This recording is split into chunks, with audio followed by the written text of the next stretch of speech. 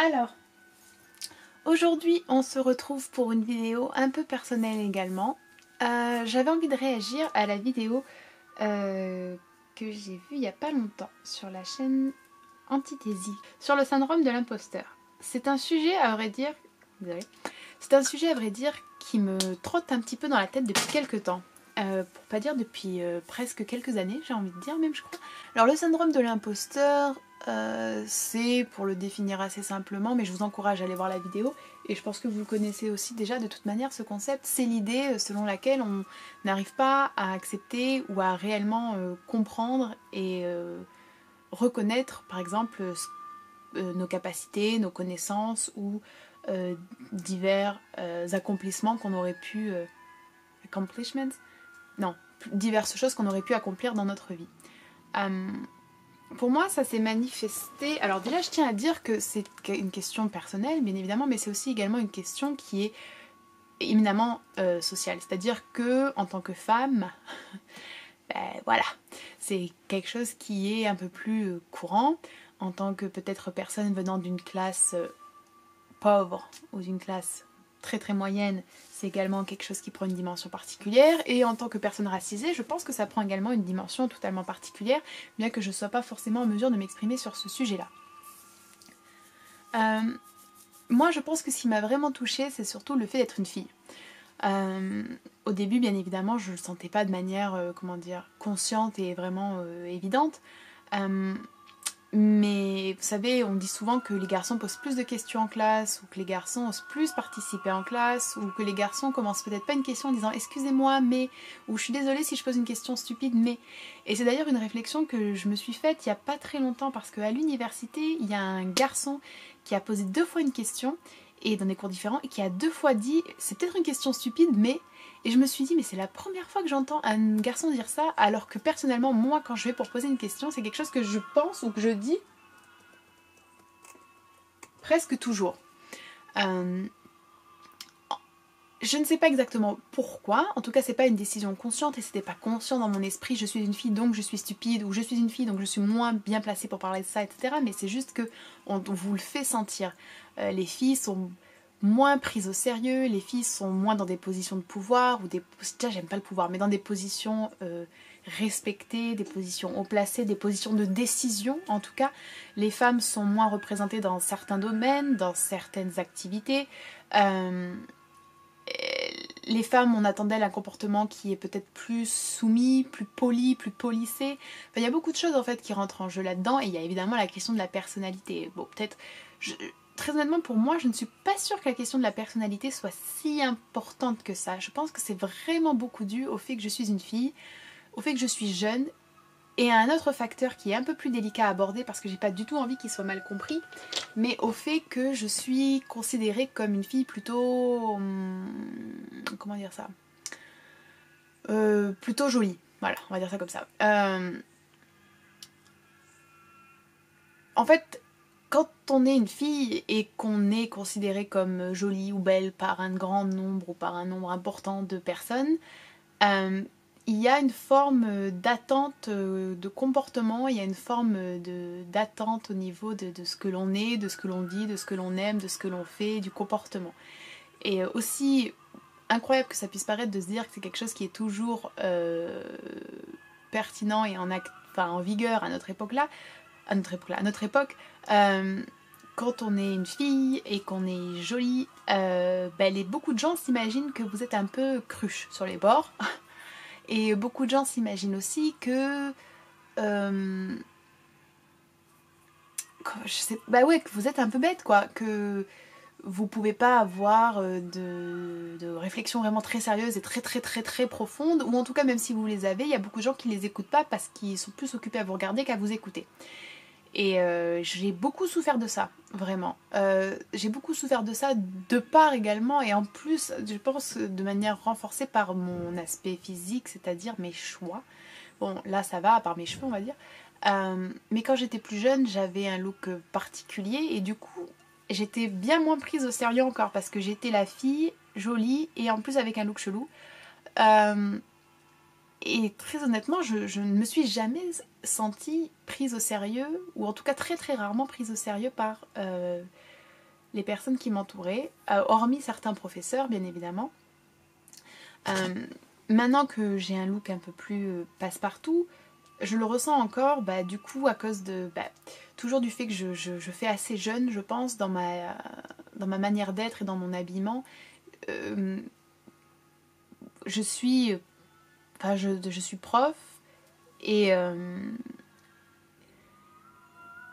et pour et j'adore être dans une classe et j'adore enseigner. Mais alors déjà j'ai aussi un problème avec l'autorité, donc c'est pas une posture que j'aime et voilà. Mais au-delà de ça, je pense que j'ai du mal à me sentir légitime à avoir certaines réflexions ou certains comportements. Et je pense que ça se sent. Enfin, de toute manière, quand on me voit, on s'imagine plus que je suis une élève que je suis une prof.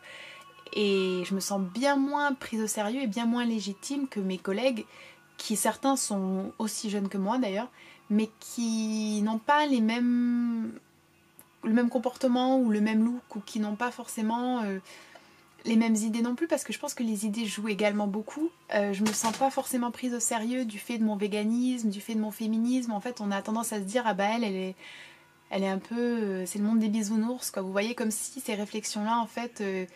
était juste dû à un manque total de réalisme de ma part, ou de manque de connaissance de ce qui se passe vraiment dans le monde. Quand tu seras adulte, tu comprendras, vous voyez, ce genre de choses.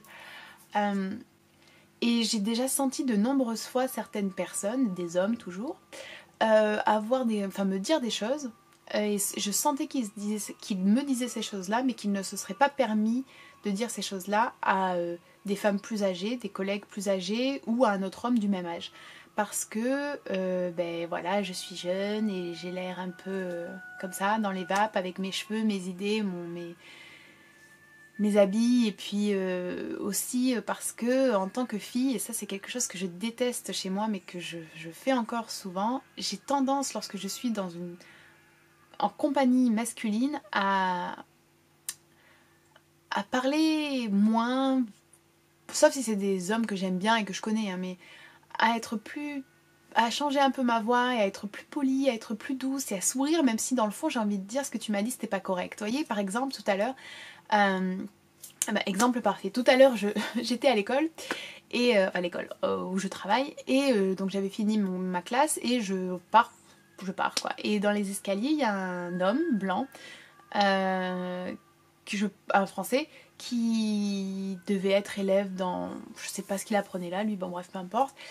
Et il me regarde et il me fait, ah, tes cheveux c'était pour Halloween. Alors déjà, tes cheveux, est-ce qu'on se connaît?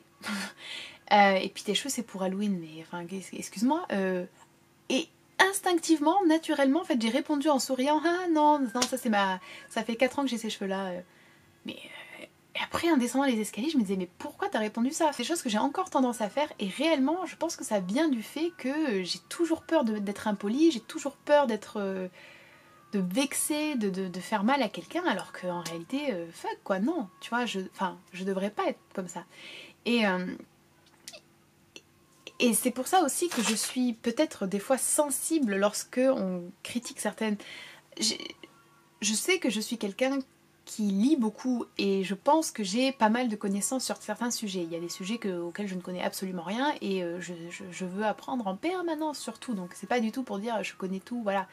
Mais après plusieurs années d'études et après des années et des années intensives de lecture et de recherche, je pense qu'il y a quand même des sujets sur lesquels je dois avoir un minimum de connaissances, et pourtant j'ai du mal à avoir confiance en ces connaissances-là.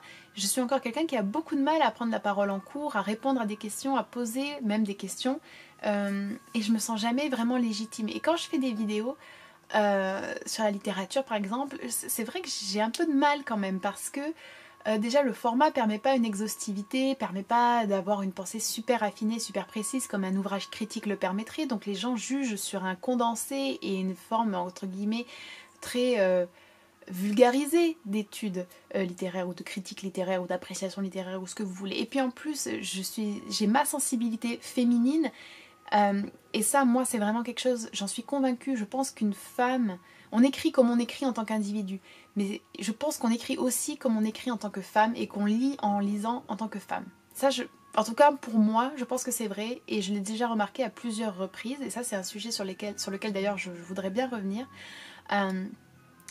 Et, et, et donc j'ai cette approche féminine là, et en plus j'ai cette approche qui est aussi l'étude de genre et des questions sociales, et c'est pas forcément quelque chose qui est super bien vu encore dans les études littéraires.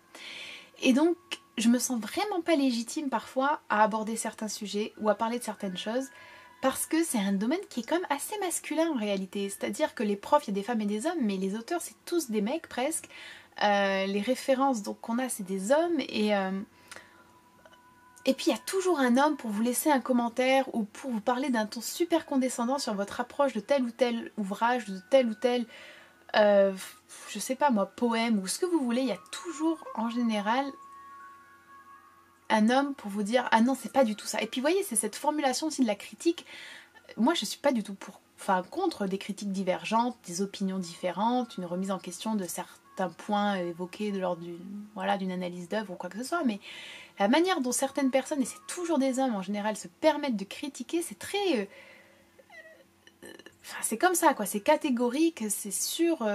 et moi, c'est quelque chose que j'ai beaucoup de mal à gérer parce que je suis pas du tout comme ça et que je doute énormément, en fait, même si ça se voit peut-être pas forcément. Autre chose, voilà, j'écris. Et j'écris depuis toujours. Alors là, ça fait peut-être environ 1 an et demi, 2 ans que je n'écris plus parce que je n'ai plus le temps d'écrire, mais j'écris beaucoup, beaucoup, beaucoup. Et j'ai toujours voulu écrire un livre, enfin, j'ai toujours voulu être publiée. Et je n'ai jamais vraiment osé partager ce que j'écrivais parce que je sais que c'est... Et vraiment, hein, ça c'est incroyable, quoi, mais c'est très féminin. Je sais pas comment vous dire, mais moi je suis persuadée que si on me donne un livre, je sais si c'est un homme ou si c'est une femme qui l'a écrit. Mais évidemment, il y a des exceptions, hein, mais il y a des choses, l'éducation, la société, le conditionnement, il y a tout, enfin, on le sait, je trouve, on le sent. Et je me souviens une fois, j'avais rendu une disserte, et alors ça c'est... et le prof m'avait noté en appréciation, très bon devoir, très bon devoir, virgule, écriture très charmante. Et pas pour l'écriture, genre la forme de mes lettres, hein, mais voilà, le style quoi. Très charmante, mais manque de technique. Et quand j'avais reçu ça, je m'étais... C'est bizarre, hein, peut-être, je sais pas si c'est moi qui vraiment extrapole trop, mais je l'avais vraiment ressenti comme... Ce côté technique, j'ai l'impression que c'est vraiment associé dans l'idée à un pôle masculin. Tandis que le côté charmant, c'était associé à un pôle féminin.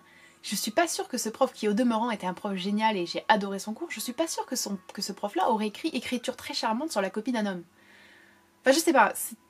Il y a plein de petites choses comme ça qui font que moi j'ai beaucoup de mal dans certains domaines à me poser et à oser montrer mes productions ou mes réflexions parce que je sais que je suis jeune, que j'ai des idéaux et des idées et des valeurs qui sont considérées comme irréalistes, utopistes et ridicules par beaucoup, parce que je suis une fille et que je me sens réellement être très très fille, et je sais pas comment dire, mais ça c'est un peu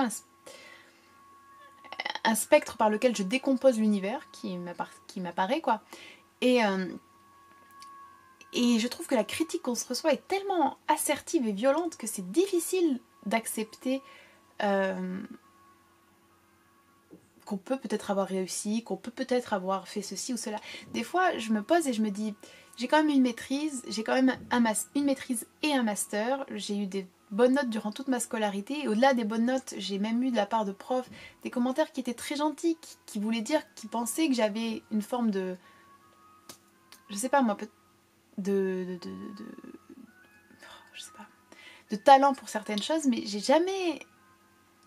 Ça me fait plaisir sur le coup, et puis après je l'oublie, et je le pense pas moi-même. J'ai l'impression d'avoir toujours raté un peu ma vie, j'ai l'impression d'être médiocre. C'est horrible de dire ça. J'ai l'impression d'être médiocre, et je me compare sans cesse. Enfin, pas surtout, hein, mais sur ces choses-là, vous voyez, je me compare sans cesse en disant à ce que j'aurais... Même pas à des gens, mais à ce que j'aurais pu faire, et à ce que j'aurais pu être. Et j'ai toujours l'impression d'avoir jamais rien fait, jamais rien accompli. Et même quand j'accomplis quelque chose, en fait, ça veut rien dire pour moi. Je me dis tout le temps que c'était pas si important, que c'était pas si bien fait, que c'était pas incroyable. Après, je ne suis pas quelqu'un qui a non plus envie de ressentir une satisfaction personnelle intense au vu d'accomplissement ou de réussite. C'est pas vraiment un critère déterminant pour moi, mais juste reconnaître le travail qu'on a fourni et se dire je suis capable de parler de ça et mon point de vue a de la valeur, c'est déjà quelque chose qui est important en tant qu'être humain, sans parler d'une forme d'autosatisfaction à se voir réussir à faire ceci ou cela. Et c'est dur, je trouve, c'est extrêmement dur. Et moi, je le sens vraiment en tant que femme. Je pense que c'est vraiment le critère principal qui rentre en jeu pour moi. Et ma jeunesse, ou en tout cas le fait que, enfin ma jeunesse, oui j'ai 25 ans donc c'est jeune, mais je pense que c'est aussi une forme de jeunesse dans l'esprit. Vous voyez ce que je veux dire, dans comment je me comporte avec les jeunes, mon refus d'une certaine forme d'autorité, traditionnalisme, les idées que je défends et la manière dont je suis perçue. Il y a tout qui fait une certaine... Je pense qu'il y a une forme de côté adolescent chez moi. Enfin, je pense que vous comprenez ce que je veux dire peut-être. Et je sais que c'est fortement perçu. Et en plus, il faut s'imaginer qu'en vidéo, je suis à l'aise, je suis tranquille chez moi et je peux parler voilà, calmement et posément et avoir un ton un peu plus confiant. Mais à l'extérieur, c'est pas forcément toujours le cas, donc c'est encore plus complexe. Et il est indéniable que la question physique et de l'appréciation esthétique joue un rôle également très très important. Et ça, c'est quelque chose dont j'ai réussi un petit peu à me libérer parce que pour moi, vous voyez, avoir des cheveux comme ça, même si c'est aussi parce que j'aime la couleur, mais avoir ces cheveux, pas vouloir toujours être épilée, accepter mon gras, mes bourrelets, c'est vraiment pour moi une forme de libération parce que je veux casser cette image lisse et standardisée et normée et codifiée de la fille qui est belle quoi. Enfin je sais pas comment dire. J'espère que vous comprenez ce que je veux dire. Voilà, c'est tout ce que j'avais envie de dire. Enfin non, je pourrais continuer, mais on va s'arrêter là. J'espère que ça aura été intéressant et que rien n'aura été mal compris dans cette vidéo. Et je vous dis à la prochaine. Bye bye.